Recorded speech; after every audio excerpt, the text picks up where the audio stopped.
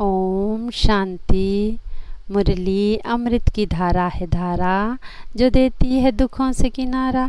आइए, आपका स्वागत है मुरली अमृत की धारा में। तो आज 11/8/23 के परमात्मा की मधुर वाणी में अमृत पान है।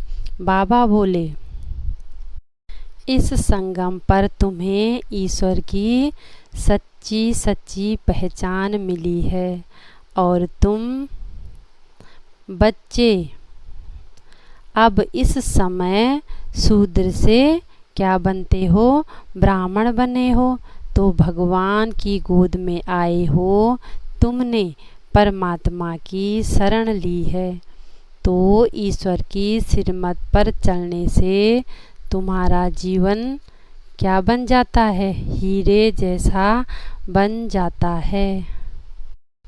फिर बाबा ने कहा, जो सतयुगी बादशाही लेते हैं या उन्हें ही मिल सकती है, जो इस संगम पर ईश्वरीय ज्ञान रत्नों को स्वयं में धारण कर औरों को भी क्या करते हैं, दान करते हैं।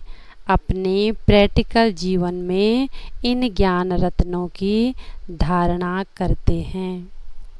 तो इस ईश्वरीय पढ़ाई को अच्छी रीति धारण करके औरों को भी ज्ञान रत्न दान करने हैं। बाबा कहे, वही गद्दी नसीन बनते हैं।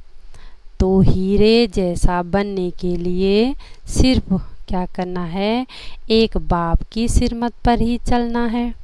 हमारा पुरुषार्थ ही है कि कौड़ी से हीरे जैसा बनना। फिर बाबा बोले, बरोबर इस दुनिया में तो दुख ही दुख है। सारी सृष्टि उस परम पिता परमात्मा को ही याद करती है। फिर गाया भी जाता है, प्राचीन भारत क्या था, ऊंचते ऊंच था, हीरे जैसा था। तो देखो, ये सभी का अनुभव है और सभी को यह नॉलेज है, क्योंकि हमारे जो क्या हैं, बुजुर्ग हैं, जो हमसे बड़े हैं, वो क्या कहते हैं कि इससे पहले का समय क्या था, अच्छा था। तो देखो, इस पे क्या है, एक भारत पे क्या है, एक सॉन्ग भी बना है। उसके 2-3 शब्द बोलती हूँ। मेरे देश की धरती सोना उगले उगले हीरे मोती। तो ये सब बातें कब की थी, सतयुग की थी, जब भारत क्या था, संपूर्ण भरपूर था, निर्विकारी अखंड अटल राज्य था।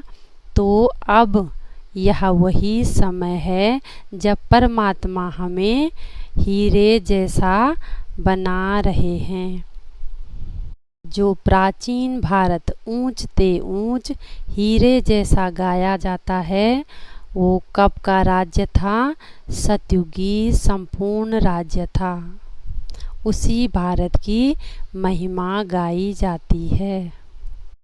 फिर बाबा बोले, बाकी यह सब शास्त्र आदि तो 2 युग बीत जाने के बाद अथा किताब शास्त्र आदि लिखे जाते हैं। समझते हैं यह फिलॉसफी के शास्त्र हैं।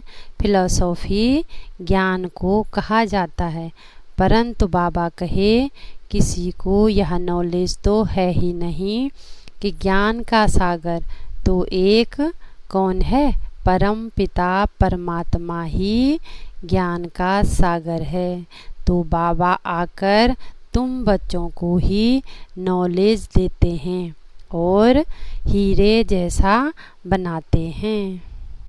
तो बलिहारी एक शिव बाबा की ही गाई जाती है। बाबा की मधुर वाणी में है। बाबा कहे, तुम अभी न शूद्र हो न देवता हो, अभी तुम ब्राह्मण हो और तुम ही स्वदर्शन चक्रधारी बनते हो। स्वदर्शन चक्रधारी बन फिर विष्णु कुल में जाकर राज्य करेंगे। देखो कितने नशे की बात है। तो पुरुषार्थ तो यही करना है। यहाँ है ही पुरुषार्थ और वहाँ है प्रारब्ध। तो बाबा की श्रीमत से ही हमारी श्रेष्ठ मत बनती है। फिर बाबा कहे, सारी दुनिया ही लंका है, सब भारतवासी शोक वाटिका में बैठे हैं। तो उन्होंने शास्त्रों में हद की बातें लिख दी हैं, तो हमें बेहद का बाप बेहद की बातें सुनाते हैं। फिर बाबा कहे, श्री कृष्ण को जैसे झूला झुलाते हैं, परंतु उनकी बायोग्राफी को जानते ही नहीं।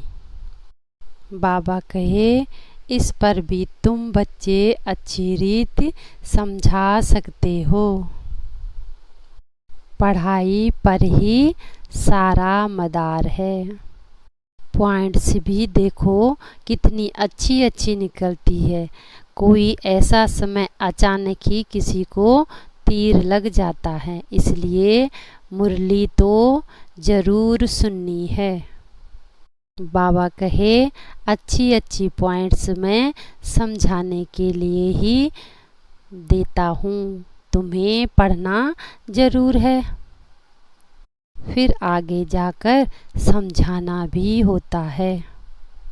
फिर बाबा डेमो देकर समझाते हैं कि जैसे छोटे बच्चों को खिलौने दिखाकर समझाया जाता है ना, कि यह हाथी है, यह ऊँट है, यह सर्प है, ऐसे ही तुम बच्चों को भी युक्ति से समझाना है।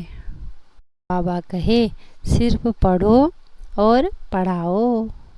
फिर बाबा नशा चढ़ाते हैं, कहते हैं सतयुग में चैतन्य में सारी सृष्टि के तुम ही मालिक हो।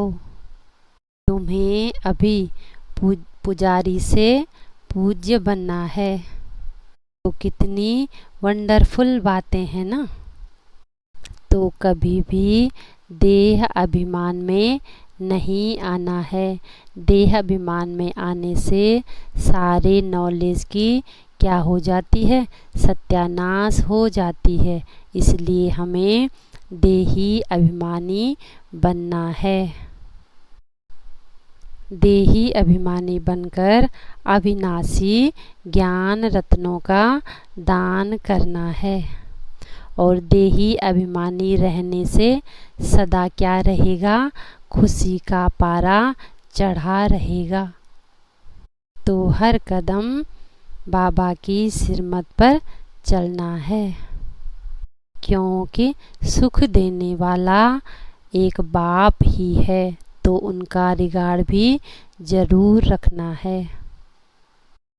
मुरली मिस कभी भी नहीं करनी है। घर में कामकाज करते हुए अपने आप को क्या समझना है, मैं हूँ ही गॉड फादरली स्टूडेंट। अपनी सच्ची कमाई पर ध्यान देना है, पूरा अटेंशन रखना है। अपने तीनों कालों को जानना है, त्रिकालदर्शी बनना है। जो तीनों कालों को जानते हैं वह कभी माया से हार नहीं खा सकते, क्योंकि उस आत्मा को नॉलेज मिली है ना कि मैं अभी क्या हूँ, और परमात्मा की नॉलेज से भविष्य में क्या बनने वाला हूँ। तो क्या रहता है, नशा और खुशी रहती है, और पाँव फिर धरती पर रहते ही नहीं। वह देह और देह के सब संबंध से परे रहते हैं। उन्हें किसी भी प्रकार का क्या नहीं होता है, आकर्षण नहीं होता है। फिर बाबा कहे, संगठन में चलना बहुत ज़रूरी है। तो उसके लिए सबसे अच्छा गुण क्या है, सरलता का गुण धारण करना है, सरल चित्त बनना है। तो इस पढ़ाई से हमें अपने वर्तमान और भविष्य दोनों का क्या रहता है, नशा रहता है। तो कितनी खुशी की बात है।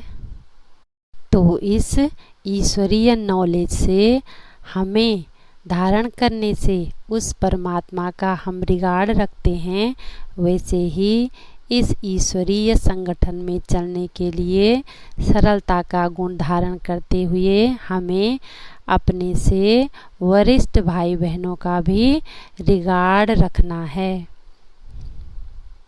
तो ऐसे हीरे जैसे जीवन बनाने के लिए मीठे मीठे प्राण प्यारे बाप दादा का बहुत बहुत शुक्रिया। ओम शांति।